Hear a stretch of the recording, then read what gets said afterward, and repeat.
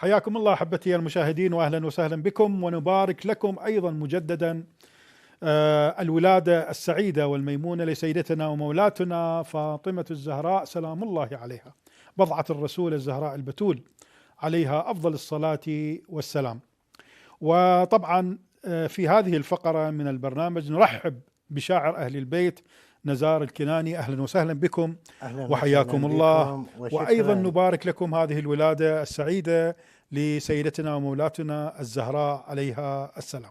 في البداية شكرا لاستضافتكم لي في هذه الليلة المباركة، وأحب أن أقدم التهاني والتبريكات إلى إمام العصر والزمان الإمام المهدي المنتظر عجل الله فرجه الشريف، وإلى مراجعنا العظام وكافة مسلمين العالم، راجيا من الله العلي القدير أن يبقينا على طريق نهج ولاية الإمام علي بن أبي طالب عليه أفضل الصلاة. آمين رب العالمين. طيب شاعرنا شاعر أهل البيت نزار الكناني، ماذا أعددت لنا بهذه المناسبة السعيدة ولادة الزهراء سلام الله عليها؟ الحقيقة هي مجموعة قصائد إذا كان هناك متسع من الوقت. إن شاء الله بخدمتكم، حدود 10 دقائق تقريبا بخدمتكم.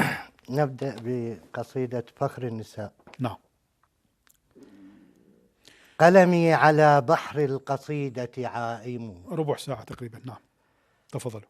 قلمي على بحر القصيدة عائم، والفكر في أهل النبوة هائم. الله جميل. ماذا أقول عن التي لمقامها تحنى العظام وتستجير عظائم. ما شاء الله. فرحت بها الأكوان يوم قدومها، منها ارتوت فوق السماء غمائم. هي بنت من صان الرسالة والهدى، بنت الرسول محمد، هي فاطمة سلام الله عليها. فاضت على شغف القلوب محبة، وسمت بها دون النساء مكارم، وبها ارتقى نهج الولاء كرامة. عرب مضت لولائها وأعاجم، هي خير خلق الله بعد المصطفى، والرب في أمر الخلائق عالم. فوليها ليث الولاية حيدر، وحفيدها هو من يسمى القائم. صلوات الله وسلامه، وعجل الله تعالى فرجه الشريف. نعم. هي كالأمان إذا المصائب أوحشت، هي كالأمان إذا المصائب أوحشت، ودعاؤها لمن الضعيف عزائم.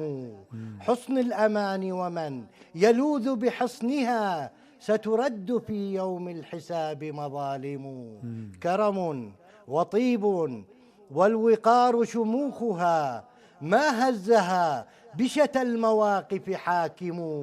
من حيدر أخذت براعم نهجها، فنمت على أرض الولاء براعم. أحسنت. يا كعبة طاف الهدى من حولها، وبها اهتدت صوب النجاة عواصم. فرحت بها الأكوان وطاف شراعها، فرحت بك الدنيا وطاف شراعها. موجا على بحر المنى يتلاطم، بك لا تضام ولا تذل رقابنا. فعلى طريق محمد نتلاحم، خير النساء وللنساء كرامة. نسب عريق زاهر ومعالم. أحسنتم جزاكم الله خير، طيب الله أنفاسكم. نشكر شاعرنا شاعر أهل البيت نزار الكناني، شكرا جزيلا على هذه القصيدة الرائعة. هذا القليل بحق سيدة نساء العالمين سلام الله عليها فاطمة الزهراء عليها أفضل الصلاة والسلام. سلام الله عليها. ماذا أعددت قصيدة أخرى أو قصائد أخرى؟ أيضا قصيدة ثانية. نعم تفضل. بتول الله. سلام الله عليها.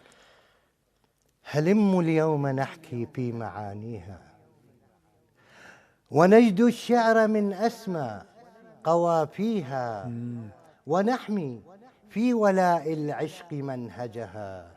فرب العرش والقرآن حاميها. هي الزهراء ما في الكون يعرفها، بما فاضت حنايا الروح نفديها. فمن صان الهدى والشرع والدها، وليث الحق وابن الحق واليها. الله جميل. بتول الله ما أرقى منازلها، بتول الله ما أرقى منازلها، رحيق الكون والدنيا وما فيها. تصوم الدهر والأزمان ساجدة، من التسبيح لا تخلو ثوانيها. أراد الله أن تدعى بفاطمة، وفخرا من وقار العرش يغنيها. فما خاب الذي قد صان بيعتها، وما أرقى الذي عشقا يواليها. أحسنت أحسنت، طيب الله أنفاسكم، جزاكم الله خير جزاء.